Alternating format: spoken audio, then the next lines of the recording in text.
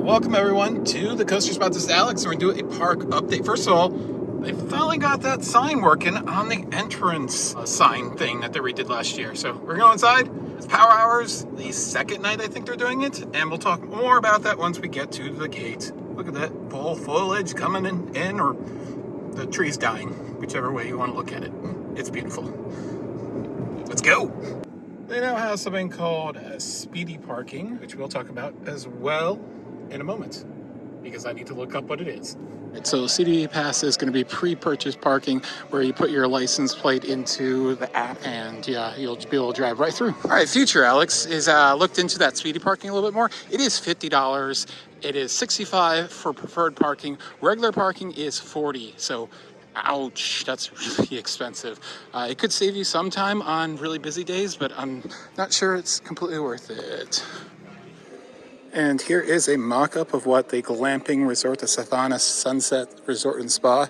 Here's what those glamping... Predicting 500. Predicting 500. Probably a lot. And you can see that they are still putting together what the inside is going to look like. Very nice looking. So we'll of course show you the inside of this once it is finished. 20 campsites. I'm guessing it's going to be very expensive. So more information about Powerhours. It is just the coasters and a couple of throw rides. All the houses, they are included. For members, it is going to be $10. Diamond Elite gets in for free. Daily admission will be $45. That does include parking. So with parking as expensive as it is here, that is pretty much the price of parking. And the remaining days are going to be the 19th, the 25th, 26th, the 30th, and the 31st. So we'll see how it is this year. Last year didn't require any extra tickets and it got very busy, so hopefully it is better today here on a Wednesday. Since I do not have the parade on these Power Hour days or on Fridays, they do the intro here right when you're waiting and the monsters come out to say hello. Mutants, monsters, and zombies, D3. Let the terror of Frightfest begin!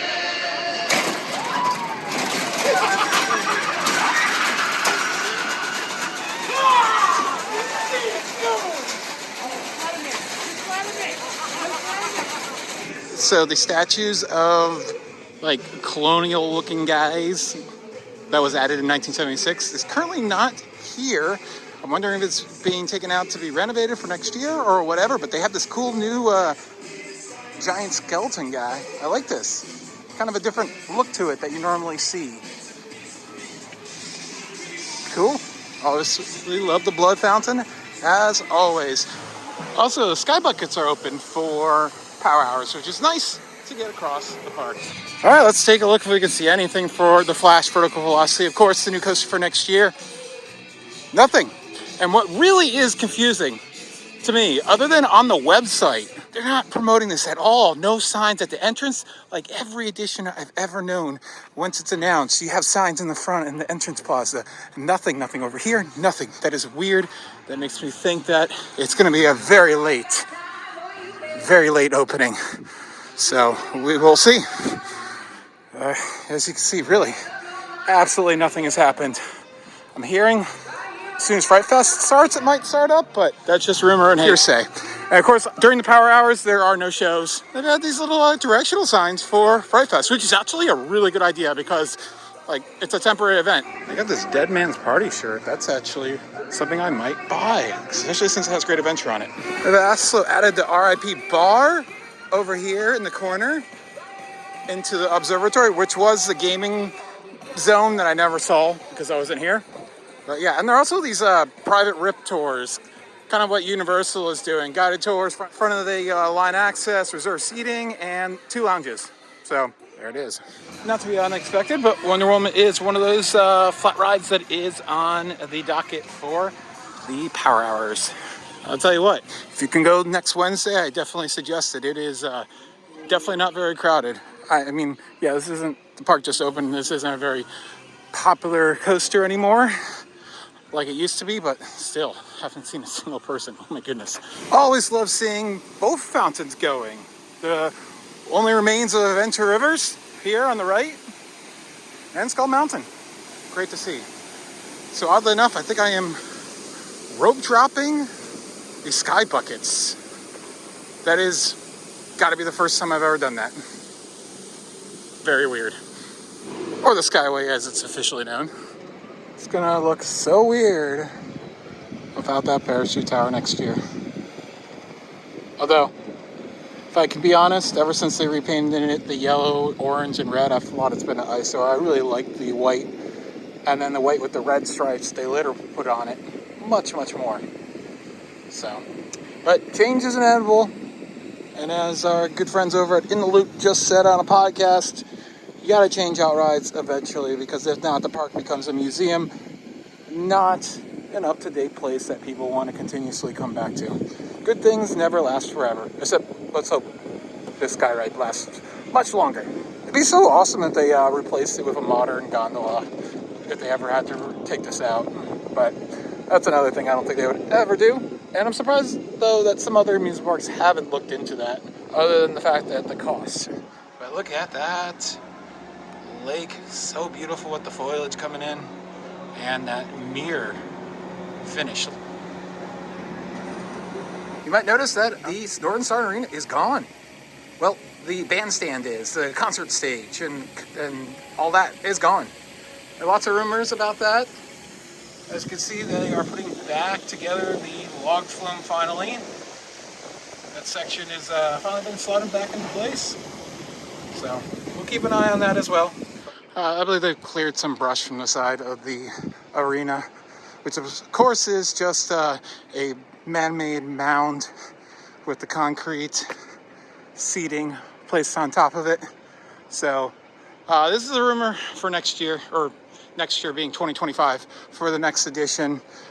Who knows what? But honestly, another large attraction, whether it be a coaster or a really cool flat ride or whatever, or maybe something to do with the safari, something like that. Imagine if there was a hotel back here. You'd have, views of not only Medusa, but parts of the safari. That would be pretty incredible. So, but that has been without anything on it for as long as I can remember. So that footer up there that has nothing on it is nothing new. Another view of that arena. That's the only thing on. The arena is pretty much untouched, as the stage was kind of a separate structure from the rest of the arena. Oh, another small thing. Last year, those single rider lines that they toyed with for a second or two, they're all gone. And the Flash Pass entrance has been returned to its original location. I seriously had not seen a single guest on a midway from when I left the, made midway by the Ferris wheel. That's how dead it is. Or where people went, I guess. I don't know. Classic 1999 B&M Force. Woohoo! Good ride. Interesting enough, the trim brake was completely missing at the top of the ride, but I believe that trim brake is not necessary for the ride to operate. If I were to guess, Six Flags maintenance needed to borrow it for somewhere else on the ride. What's cheaper than taking it from the top of 142 feet? Also should mention that photos are back at Great Adventure. Kind of. Medusa is going to be one that's going to have them, as just so this group that's been walking around the park open up the stand for a second there. So I don't know, which I could do literally myself because the crank is right there. But we'll talk about that in a moment when we get over to the ride that I know has it, and we'll try it out eventually.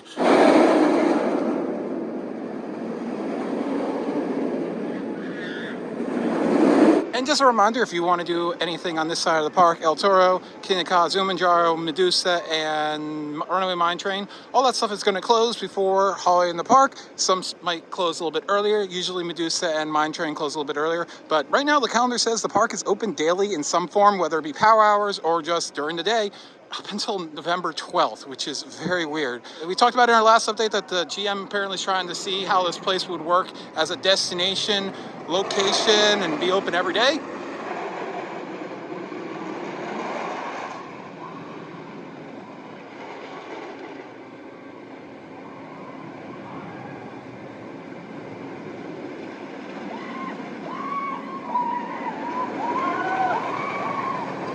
I might have been blissfully unaware of this, but Empanada Guy is here right across from Macho Nachos and El Toro.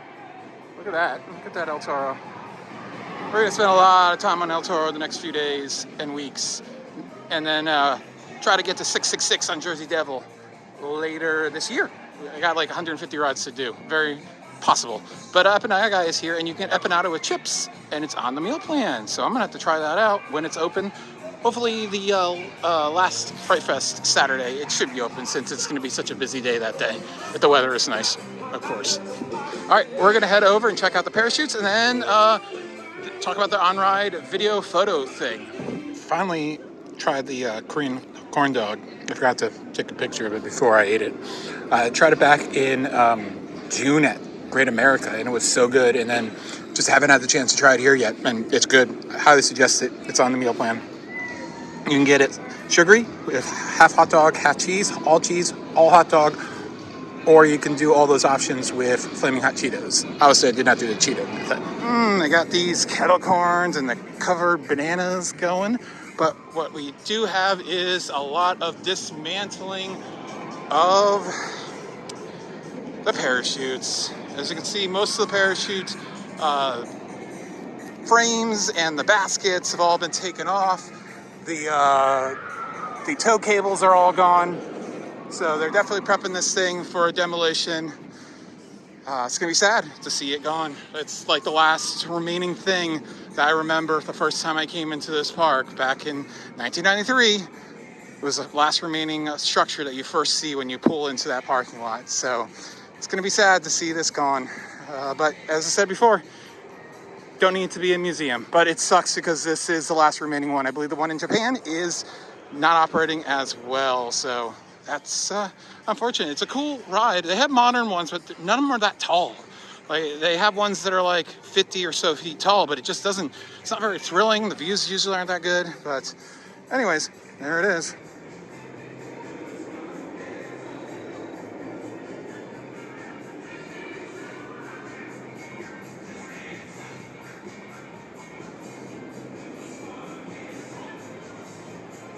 When we hear word of this thing being demolished, we'll do our best to maybe try to capture it from outside the park, whatever view we can get, or the processes of it, all that stuff. So, yeah. So sad. So they now have video photo things. So they have these 4K cameras, slow-mo, and what it's going to do is this kind of create a social media reel of sorts that you can share. I don't think you can get a photo printed out, but you could, of course, always save it to your phone and then go to Walgreens or whatnot. Here's the idea of what it looks like. Thank you so much to El Toro Ryan for letting me use his footage. And check out his video about all the technology behind it. He was invited out to be told all about it, which is really cool. And there you go. You see it lights up so it gets a really bright image even during the night. And it is definitely blinding. Oh my goodness. So, but yeah, it's really cool. It's going to be on numerous rides. I think Nitro is going to have it, Medusa, some others. We'll keep you updated on which rides have that. So, and also I was riding it and realized halfway through the ride, I'm like, wait a minute, the pretzel didn't like rattle the crap out of me, which it has done from like day one.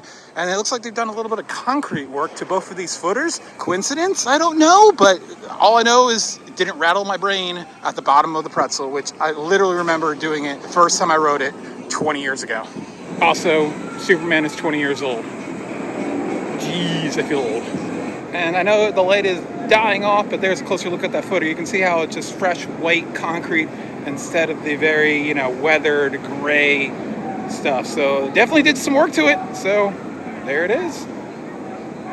Probably a little bit of structural issues and, didn't want to pull a Fury, that's for sure. Photos or videos are not available today. I believe they were supposed to start today, but we will keep you updated on pricing and everything if you get a season pass or a daily pass and all that stuff in the next video. It's kind of funny. You can hear all the screams and stuff going on, and it's kind of foggy in here because of the fog on the other side of the tent. It's hilarious. All right, let's check out the Conjuring. That house looks so like the house back behind the park that the hayride takes you to, which was the original homestead of the property when it was not an amusement park. It'd been so cool if that house wasn't condemned that they could use it. That would have been so neat. But I think that thing is falling apart, and yeah. Check out our last update or our tour of Frightfest, Boo Fest, and Oktoberfest, and you can see what that's all about. Did my walk through the Conjuring. I was in a really slow group in the back, so I didn't get really a lot of the scares, but there was some, the typical come out of the boo hole scares. It was pretty short though, which I was kind of expecting because I knew how much area was inside of the building to allow them to have a house. So I'd say it was maybe like 50% shorter than most of the houses here at Great Adventure, but pretty high quality. I can't say if the stuff in there is just random or if it's just emulating what you would most likely see in the house or not. Have no idea, but obviously it's about exorcisms. I might try it out. And Ariel and I are going to probably come next Thursday because it's awesome here and give it a try together. So we might do a video then as well. There is the tower all lit up. That's nice to see. All right, let's go try the next one. Let's try the other new house, Saw 10, which very creative use of this A-frame, double-sided for the new two houses. Look at that. I'm so ready for some Kingda after this. Doesn't look like there's much, if any, line. But first, let's try Saw 10 out. I don't have high hopes for this thing since it's in an outdoor setting. And usually those are not very good. That is right. All right, I have to say, for Six Flags, Saw 10 was decent. I have never seen a Saw movie, nor do I ever plan on ever seeing a Saw movie in my entire life, because it's just something I do not ever want to subject myself to. But I know of the traps, I know of the puzzles and all that stuff, and they did a decent job of emulating them. They're kind of a little corny looking, but it gets the job done. I don't love outdoor mazes because it really takes you out of the mood, I think, because you're just going along gravel. But it was okay. We're definitely going to have to show you some new merch coming up pretty soon. Made the Thrill teased out that Great Adventure is going to be getting some stuff from them. If you don't know, Made the Thrill has done a lot of really cool stuff with Cedar Point, with retro merchandise, and Kings Island, and even Dorney Park a little bit. So very excited to see what kind of stuff they come out with. They do everything from shirts to pennants to posters. Really neat stuff.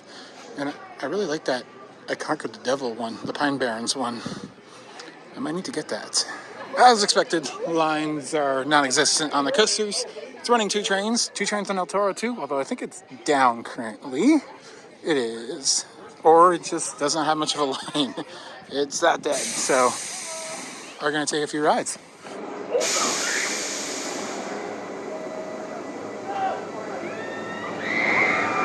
All right, 10 rides on Kingda. And I gotta say, it is running so smooth. Like usually after 10 rides, I got a headache, maybe a little neck ache, nothing. A little vibration, but it's one of the best rides I've had, and it's still flying. Over that top hat.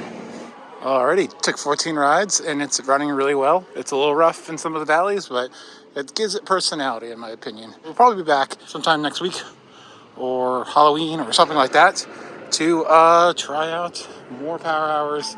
And Powerhours is amazing as always. The $10 admission fee for members and season pass holders and all that stuff really keeps the crowds down. We went to Powerhours last year and it was free to enter, and it was so busy, even on a Thursday. So, all right, look for some construction updates of Iron Menace coming very soon, as track has arrived or is about to arrive at the park, which is very exciting. This has been Alex for the Coaster Spot. Scary music. See you soon.